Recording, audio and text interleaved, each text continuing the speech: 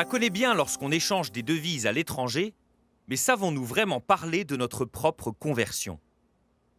Lorsque les évangélistes ont voulu parler de conversion, ils ont utilisé le mot grec « métanoïa ». Ce mot signifie « changer de regard » ou « changer de pensée », avec un deuxième sens plus spirituel, être retourné ou mieux être transformé. La Bible considère d'ailleurs que cet aspect spirituel dépend complètement du premier. Je suis transformé parce que mon regard a changé.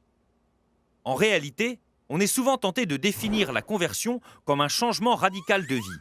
Autrement dit, ce ne serait qu'un comportement moral vertueux et visible.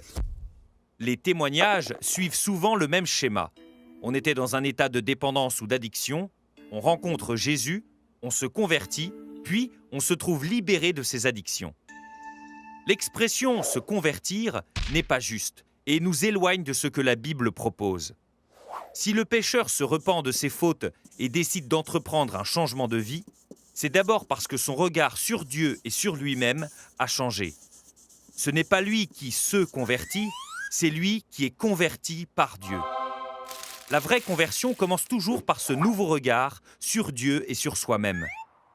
Non, Dieu ne veut pas la mort du pécheur que je suis. Non, il n'est pas un tyran. Il veut que je vive et que je change de voie. Pourquoi ? Parce qu'il m'aime. Alors mon regard change et malgré mon péché, je découvre que j'ai du prix à ses yeux. Avec ce regard neuf, je peux renoncer à mes chemins de mort et m'approprier la vie nouvelle que ce Dieu d'amour me propose.